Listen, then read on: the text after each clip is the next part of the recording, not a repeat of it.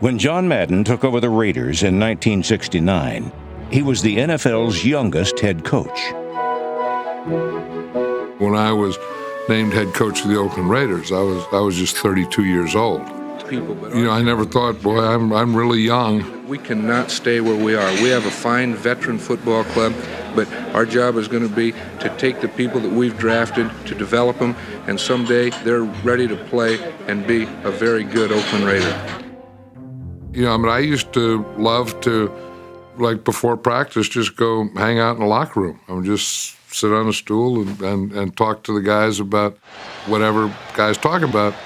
Unlike his older contemporaries, Tom Landry, Don Shula, and Chuck Noll, Madden was not an iron-fisted disciplinarian and was rarely in control of his own emotions. Madden, in his delirium, goes about 20 yards out onto the field. His outbursts were usually calculated for effect. We'd be in a meeting room watching game film from the last week's game, and somebody would screw up in the film, and John would just, turn the projector off and kick a chair and knock the chair over like he was really mad or really hot at somebody and walk out of the room, and he would walk by me and wink at me. That was John's way of getting the most out of us. Few players benefited from Madden's coaching more than linebacker Phil Villapiano. John Madden, the more you're around the guy, he just kept coming out and coming out. I mean, he'd come over and talk to me and tell me some stuff that I needed to do. Phil, watch this guy. This is what this guy's going to try and do to you.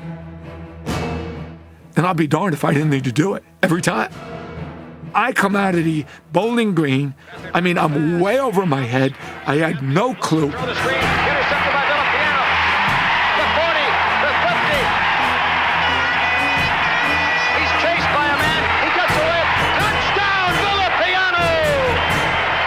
John Madden weekly would help me mentally and tell me what I was in for and calm me down and tell me that, Phil, if you miss a coverage, it's not all so bad as long as you can make 20 tackles. Phil was a guy that loved to hit. I mean, he really did, and there's not a lot of them. It's not a normal thing. I mean, when you go full speed into another guy, that's not, that collision's not normal. You can't say that, I want to do that. I want to run into a wall. I want to run into a guy. I want a collision.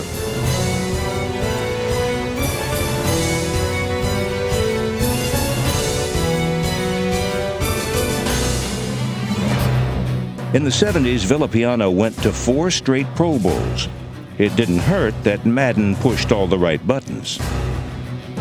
I liked John for being like my psychiatrist. John calls me into his office, special coaches meeting with John Madden. I'm like, oh, what did I do wrong? And he said, Phil, we've been noticing you've been getting a lot of letters from a girl back in New Jersey.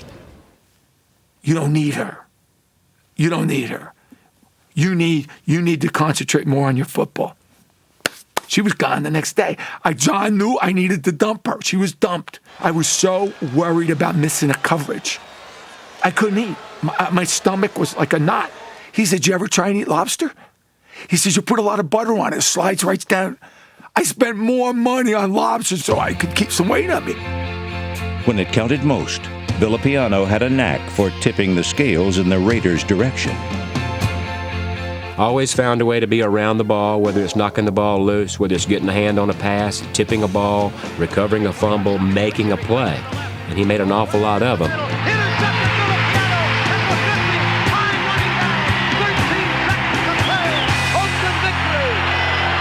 Phil is certainly a Raider that you can judge other Raiders by. John Madden was so anxious for Super Bowl XI, he left part of his team behind at the Raider Hotel. There was this guy out there dressed in a Raider costume, and he was bothering everyone. So I said, okay, everyone on the bus. And I said, let's go. And I told him to take off. And we left 15 minutes early, and we left 5 players at the hotel. When you're around a group a long time and it's your group, like your family, you know something's wrong. So I knew someone was missing. And I can't tell anyone. because, you can't be the head coach, the captain of the ship, and, say, hey, I lost some play. This is Super Bowl.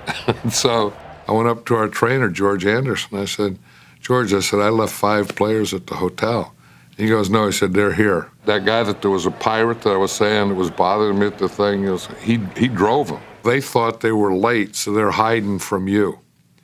So 3 hours before the Super Bowl, we're playing hide and go seek. I would go outside, they'd come in. I would come inside, they'd jump in the bathroom in a stall. Finally, I said, tell them to come out from hiding. It was my fault. Whatever I did or wanted to do, I never got blamed for it because I'd always blame Al. There were things that weren't Al Davis that were really me. Just little things where you're trying to get your fair advantage. Tell everyone to stay on the ground and get up slow. We're playing Kansas City one time in Oakland. We had Saturday practice. As I was going by the visiting team locker room, there were some guys in there, and they said there's rats in the locker room, and we're exterminators. I said, I'll tell you what. I said, just leave the rats alone. I said, don't exterminate. I said, just leave them here. So the next day, I went over and knocked on the locker room door, and Hank Stram was coaching Kansas City then. I said, kind of voice where players could hear it. I said, Hank, there's rats in this locker room. I said, but the exterminators were here yesterday. I said, there may be some dead rats around, or maybe they're still alive, but there may be some rats around. So if you see any, just kind of live with it this game, and then the next time you come, there won't be any more rats in here. And we used to be blamed for watering down the field. The Coliseum in Oakland was below sea level, so the field would always be wet. It was one of those things that you defend it. No, we don't. It's below sea level. So after a while, I just said, okay, if they want to believe that, I'll just tell them, okay, we did it. We're playing Kansas City. And I said, Hank, this field's wet here. I said, I'm sorry. I told the guys yesterday, just water it for like 3 hours. You know what they did? They put the water on, then they took a lunch break, and they watered it for 8 hours. So I said, I'm sorry. I said, it'll never happen again. And then he goes, I know it's not you, John. Said, Al. So I said, this is a pretty good deal. I can do whatever I want. I mean, I can really be a jerk, and they'll blame Al for it. We're playing the Houston Oilers. Bum Phillips is a coach. Ray Guy is our punter. Ray Guy, maybe was the best punter that ever lived. I mean, he would get them high and long and the whole thing. So Bum, for some reason, thought that we put helium in the football. No one could punt the ball the way Ray Guy did, therefore there had to be helium in it. Billy White Shoes Johnson was his punt returner, so he had him fair catch one and take the ball and then run it over to the sideline, and they put it in their bag, and they took it to be examined to see if it had helium in it. Of course it didn't. Like I told Bum, the punter is 15 yards back for the center, and if you did put helium in it, if it really would work, then the 15-yard snap would go, just over the guy's head.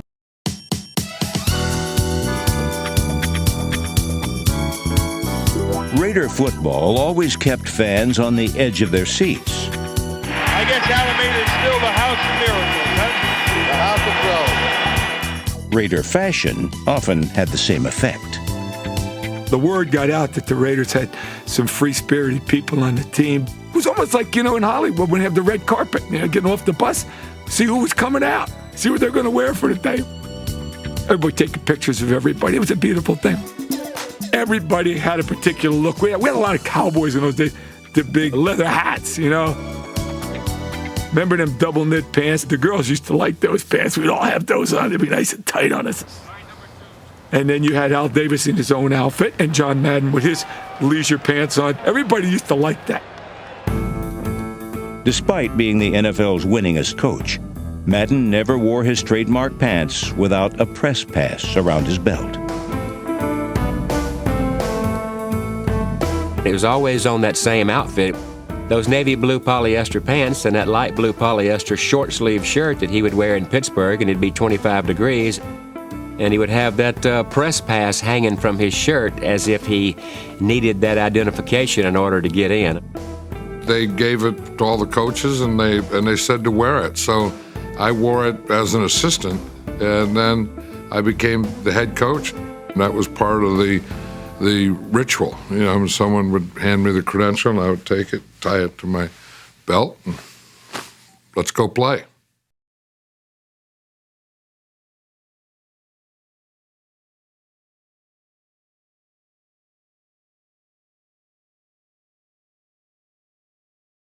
All quarterbacks automatically are placed into the pretty boy category, you know.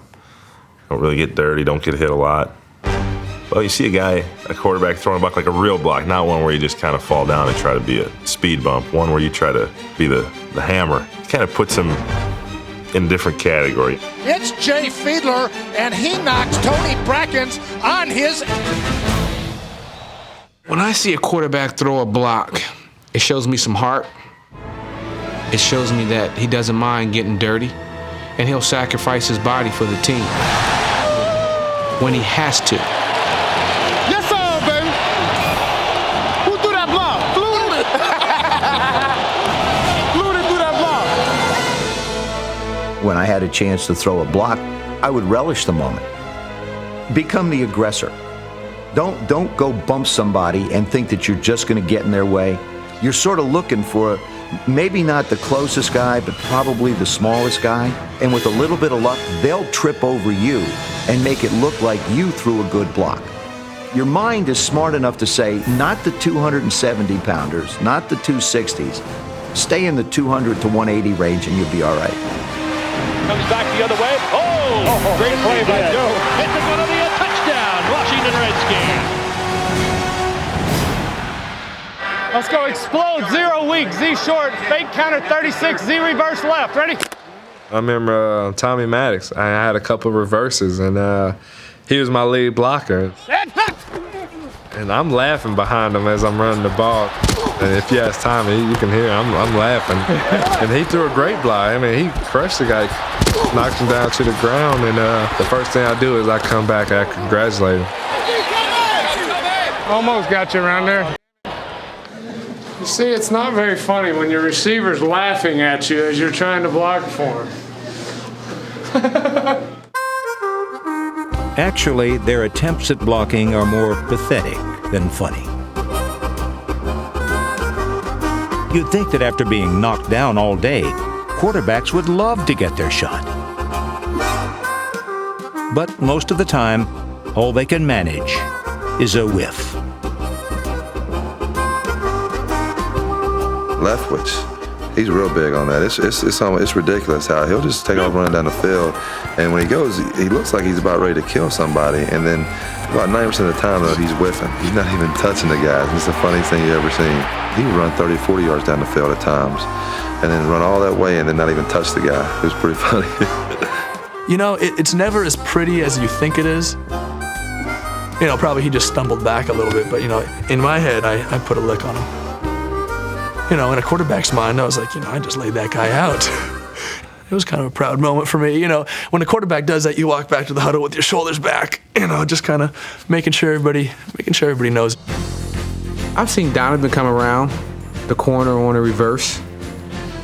I've seen Tom Brady come around the corner on a reverse. Brett Favre, he acts like he's going to block you, but he's just, that's just window treatment.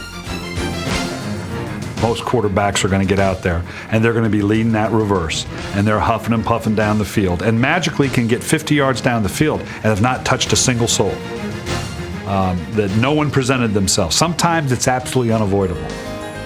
And when it is, then they're usually going to try to step up because they do not want to come back to the locker room on Monday and look at that film when they've done that, had it plenty of opportunity to impact a play, and let their teammates say that they, whiffed themselves through it and didn't take advantage of it. For a quarterback, ribbing on Monday beats bruised ribs on Sunday. And even when they try to be the hammer, they often get nailed.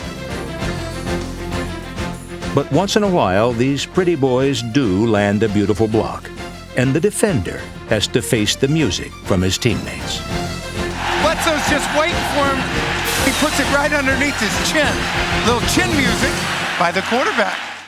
Arturo Freeman, we're playing the Kansas City Chiefs, and Trent Green comes out and throws a block and knocks him on his back. He caught a lot of heat for that.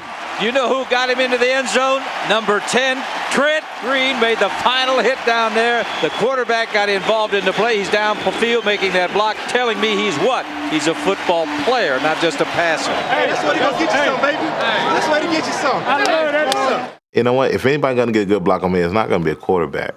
And if it is, guarantee you, I'm going to get him before the game is over with. Because, a quarterback blocks, they show the thing up on the Jumbotron 2,000 times. Who's ever covering the game shows it another 2,000 times. Great block by Dante! Then TV after the game shows it another 5,000 times. Great block by Dante! So I think it's embarrassing, and I try not to get embarrassed, at least by a quarterback. They don't hit anybody all week. They should be able to block one time in a game.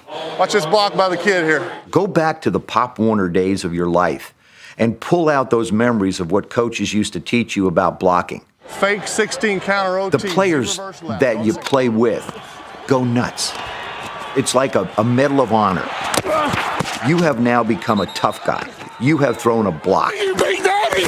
I see you, big daddy! I see you, big papa! Blocked by the quarterback.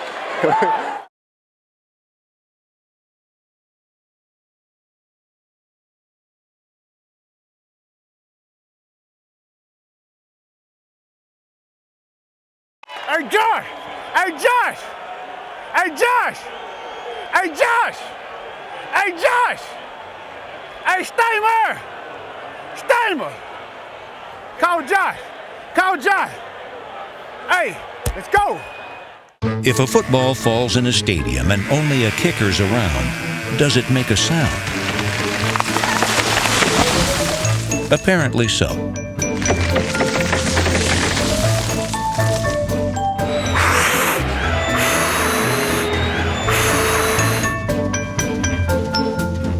What better way to start the season than that? Nice kick! You could feel it at the beginning of this half. They started getting tight right around the neck. You could feel them starting to gag. Great catch. Miss it, miss it. Miss it. Miss it. I don't think I've ever seen anything like this. Not in pro football. Not from a professional team, exactly. The symbiosis between a kicker and his holder is a beautiful thing to behold. And welcome to the House of Thrills today. Why not give your kicker a chance? Oh, the humanity. Good kick. Oh, that's a good kick. He's a pretty good kicker. Can he make it from here?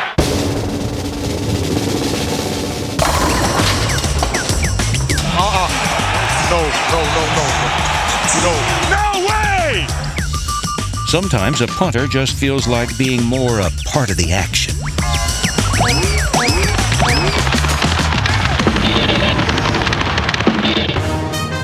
One question lingers. Are kickers real football players? Or is it just an act? Acting. Take one. And you better get more than 10 hands on him because you can't bring him down with one guy. Boy, there's a collision right there. Acting. Take two. He is blasted. He is knocked to the turf big time. Acting. Take 3, 4, 5, 6, 7, 8, 9, 10. And now this from the Department of Redundancy Department. Count 11. We got to have 11. Heads up, heads up, heads up, heads up. That's not sanitary, neither is that, or that, or that, or that, or that, or that. Second tone. 3, 4, 5, 6, 7, 8, 9, 10, 11. All right, hey. He's kicked all the time out because he thought he had 12. Make sure there's 11. Go, go, go, go. Counting is an integral part of being a football player. It looks like we have to go back to the drawing board. Every NFL season starts with training camp, a hot, unforgiving place where the burdens are many and the rewards are few. For the next 2 hours, I want effort, execution, accountability, and I want to see a physical football practice. And if you do that, I want to take you guys to a movie in a nice air-conditioned theater this afternoon. Tell you what, if you go the wrong way and run into somebody, that is not good. If you keep lining up wrong, you will not line up. What kind of a route was that? We're gonna write R on your right hand and L on your left. Okay, well, we're gonna call that the Wonderlic test for you. This is what I had my little pee-wee guys, Pop Warner, when I started coaching. This is what they did. They can do it better than you guys. And I paid them in popsicles, not millions of dollars. You know the play, son. What's the play? You don't even know the play. Don't ever go to H3 Stinger if you don't know what you're doing. I want to see it done right 10 times in a row before we leave the field. I got me a CompuBack. It's like the computer invented them. You know what I mean? In the huddle we go.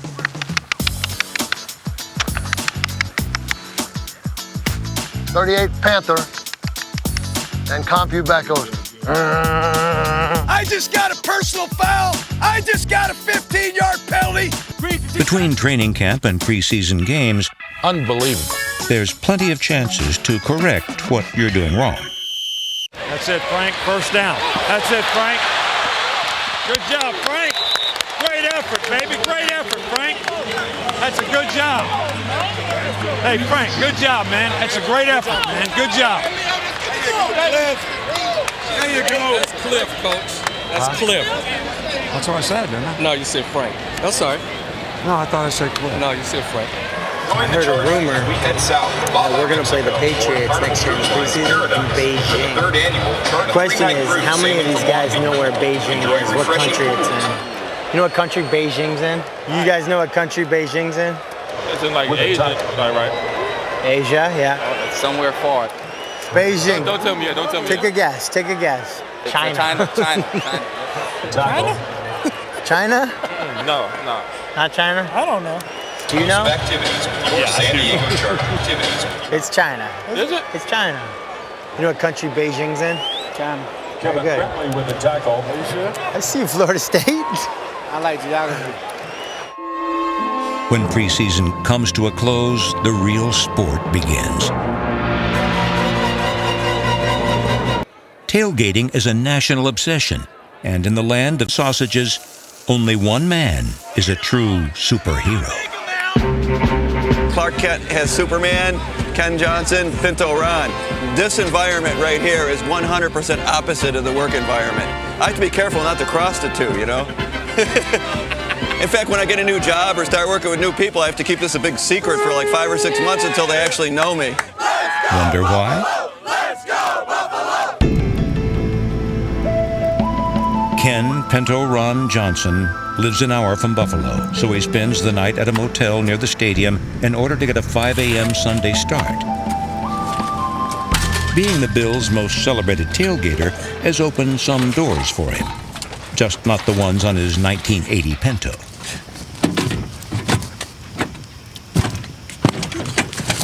Made it!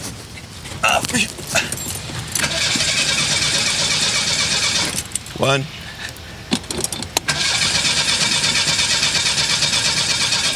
Two. He has tailgated at every Bills game, home and away, since 1994. Usually it's 3. This time it's going to be 4. But the Pinto only makes it to the home games. Ladies and gentlemen, the Red Pinto tailgate party. Well, eventually. Whoops. We didn't make it too far.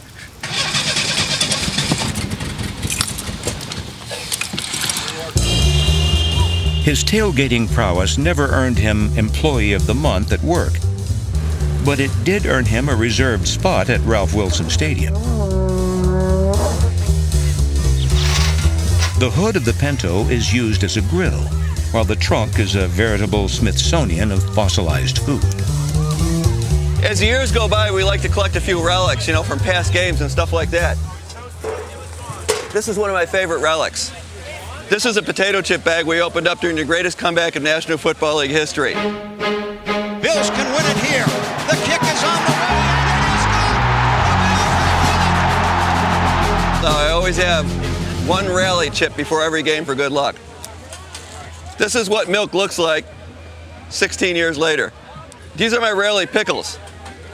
Fourth greatest comeback in National Football League history. We came back from 28-0 to beat Indianapolis. Todd Collins was the quarterback. Nobody wants to acknowledge that. For many fans, the pregame festivities are a letdown. You leave your hot dog on the grill and end up with stupid human tricks. The pregame presents the final chance for players and coaches to fine-tune the most important aspects of a game plan. Man, I'm sorry, Coach. I was looking that way. You all right? You ready? I think so. It's a time to focus on the details. Whoa, whoa. To focus on precision. Okay, this one's going to challenge your mind, challenge your tongue a little bit. You know, for those of us who can orate, wax prophetically. That's what I do. This is called On 3. It's a lock. We'll beat the Hawks. Okay. 1, 2, 3. It's a lock. We'll beat the Hawks. Yeah. I think Oprah's watching. Yeah. Oprah, if you get to see this, call me.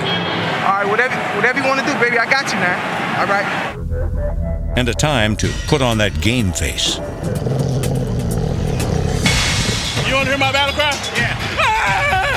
Where else would you rather be? I'd rather be playing baseball.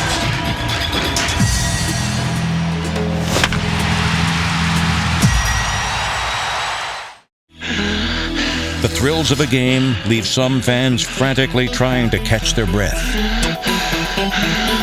As long as you're breathing, you're okay. Just don't be hyperventilating on me. Thankfully, visiting an NFL stadium is much like visiting a hospital. There's the obstetrics unit. Oh, my stomach, man, that Gatorade or something got my stomach doing the Watusi right now. Ooh. 3-jet flanker drive, zebra out. Double count, ready?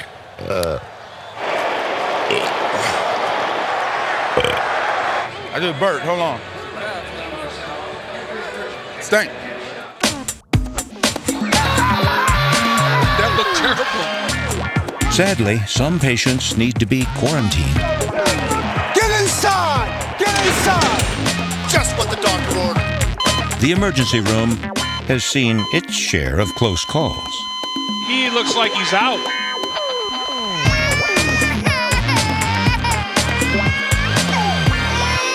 It can always get worse, but I'm hoping for it to get better. I thought you was old. Hey, watch how deaf he just get. Like, huh? No comprende, huh? Thanks to pharmaceutical advances, these patients are loving into their golden years. Let's get it on.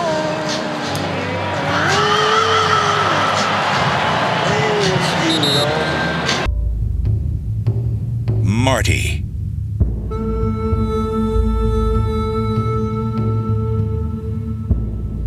Even if there's no one in it, a house is a house.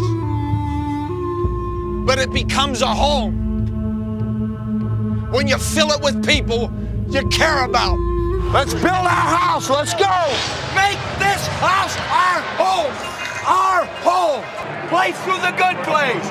Stay in the moment. Go to the next play. When it's gone, it's gone. The only play that matters is the next play.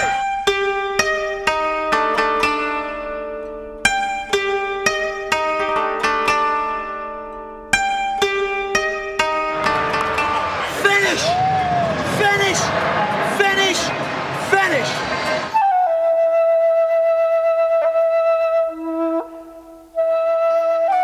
One play at a time. We gotta take it one play at a time. One play at a time. One play at a time. One play at a time. One play at a time. Keep your poise.